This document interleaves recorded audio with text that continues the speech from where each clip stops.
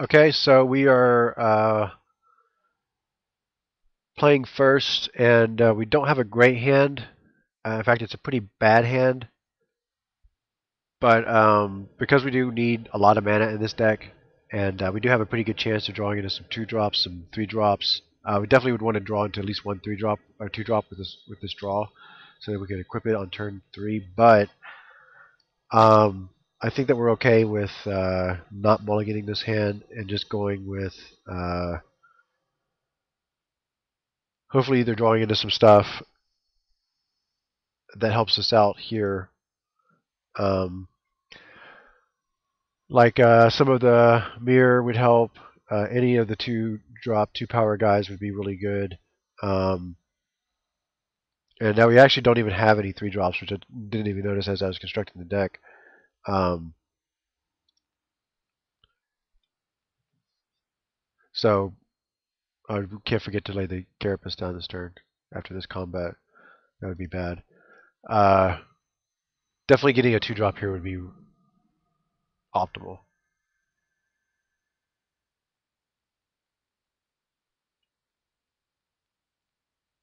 And there we go. Mirror's nice. Kind of weird. If we do draw a 4-drop, that'd be super badass.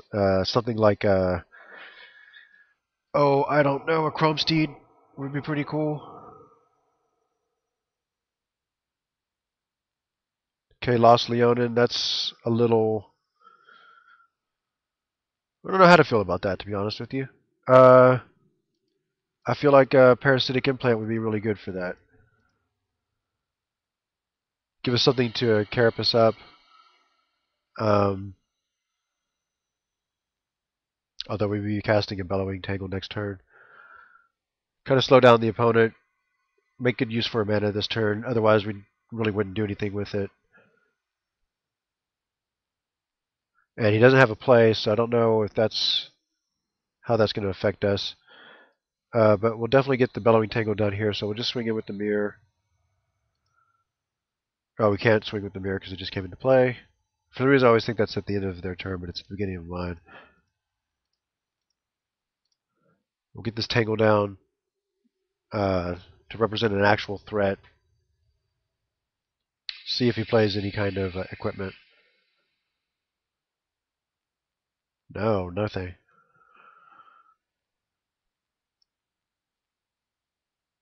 So we could equip and swing and then play Emissary, which I think is going to be the way to go. So we'll equip the Carapace on the mirror, which is our least useful creature. So might as well make it a burly attacker. And trading a Volt Charge for a Parasitic Mirror token is bueno. We didn't lose our Copper Mirror, which gives us access to that mana later. We can always equip that next. So that's all good.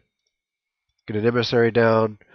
This Emissary will actually have Intimidate, so in addition to having the Tangle, we can have this Emissary suit up. We're not really worried about getting the mana out from it now, so actually just having a green 2/1 is really beneficial. So we'll equip this up, and if he kills this, then fine, we'll just get a land for it. Or do we want to get the Draw Ripper down? I think it's fine for us to go ahead and equip up this Emissary and get the damage in while we can. Force him to use some solid removal on it. We're not. Yeah, it just goes ahead and concedes the game. Intimidate, artifact. There's a lot of artifact creatures in this format, but it does limit their blocking, and you can use that to your advantage. It basically forces them to have a certain subset of creatures, and maybe puts creatures that you wouldn't want to block out there to just to save them damage. But so I think that we got pretty lucky that we drew some useful stuff in that game in order to put pressure on before we got the 4/4 out. Um, Again, this is a fairly slow hand. We're on the draw, but again, we have the mana. This time we do have a 4-drop. We don't have that equipment, but the equipment didn't really come into play that much, except for forcing a little bit more different target selection than would be optimal for our opponent. So no mulligan here. Again, it is a slow hand, but like I said, we didn't really see that big of a blistering start from our opponent, and we do have 2 drops that we can draw into. Here's a 1 drop, so we'll get that down. Again, so we'd be skipping the 2 drop, possibly the 3 drop. If we do get a 2 drop, then our 3 drop is open, and then into 4, into 5. Okay, Porcelain Legionnaire is a really deadly card for us. It's going to get a lot of damage in unless we can get something down. Okay, perfect. It's still not that great against Legionnaire because even if you equip it, you can't block, but it does let us put on some counter pressure. And then Tangle Mantis is going to help lock down that Legionnaire. Hopefully this Forger might actually take a bit of removal or bounce in place of this Mantis, so that when the Mantis comes down, it's an adequate blocker and it's not going to be as easy to take away. Yeah, the Porcelain Legionnaire, and actually we went from having a pretty poor curve to actually having a really good curve. 1, 2, 3, and 4, all taken up by full mana usage. So we get an Arc Trail use out of it, which is awesome. Not that we really want the Carapace Forger dying there, but we weren't going to block anyway. He had to do it before we got the Carapace mana up, so if we do draw something here, we can use that Carapace mana that we were going to use. No, we do not get something, but we'll go ahead and suggest that we're going to have some sort of removal. Something else available to us. And then hopefully this Mantis will take care of business here on the Legionnaire. If not, then the Tangle will take care of it, and then we can hopefully get some of our later game drops and take over the game. But he is able to put on some continuous pressure here. Oculus, not that bad. Okay, so this is an Emissary, but for sure we're going to want to get this Mantis down first. It's going to be a very good blocker. Hopefully halting the attack here.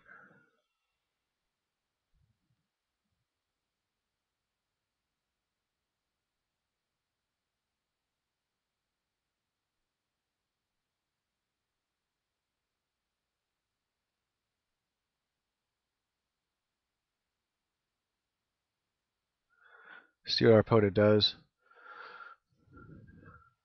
Okay, so that did halt the attack, and it's also going to halt the Soliton, but that Soliton is going to be annoying because it's going to allow our Bellowing Tangle assistance to be blocked. Here we're going to get the Tangle down before the Splicer because we won't have regen mana for that Splicer, and the Bellowing Tangle is just a nice big creature anyway. So we can't really attack here profitably with the Mantis Tangle, so we just hold back. Again, we're not too upset about that. We've stopped the bleeding. This will allow us to keep the Sultan in check. Hopefully. Okay, so he's just swinging in with the Oculus. We'll go ahead and block with the Tangle Mantis. Or do we want him drawing a card? Because if he's out of gas, he's out of gas. That's pretty good for us.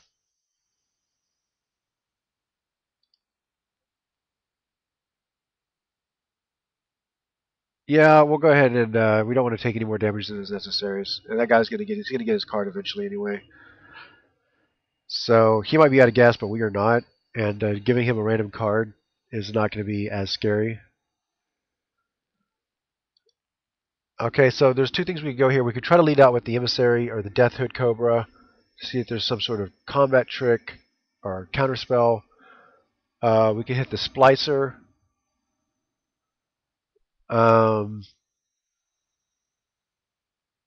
We could equip up the Mantis, swing. That would take out both of his blockers without really risking much because we could take any kind of counterattack, and then we can play probably Death Hit Cobra because those abilities are expensive but useful. So we're going to attack for 5 here. If he wants to double block, he can. We'll take out both of his guys, leaving us with pretty substantially awesome board position. So again, we'll take the Death Code Cobra here. See if there's any kind of... I think that probably would have met with the counterspell if there was one. There could be a bounce spell here. Not sure what's going on. Spire Monitor, okay.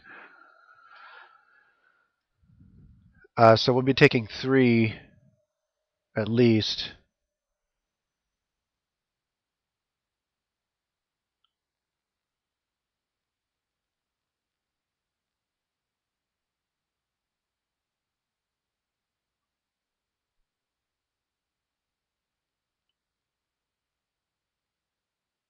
and a Shriek Raptor, which doesn't really scare us all that much.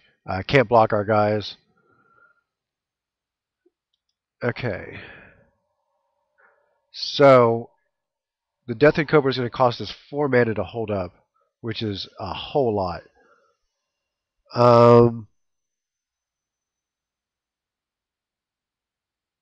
We can't really attack with the Deathwing Cobra, regardless, because of the Porcelain Legionnaire. So, I'm thinking that we just swing in with the Mantis again. It can't block anyway.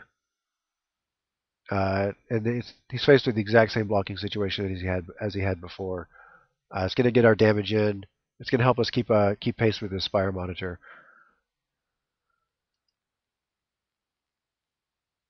And then we'll get the Splicer down. He's really expensive. Something really scary happens, we can always chump block with the Death Hood. And with this, we actually have mana to regenerate and either give Death Touch or Reach to the Cobra.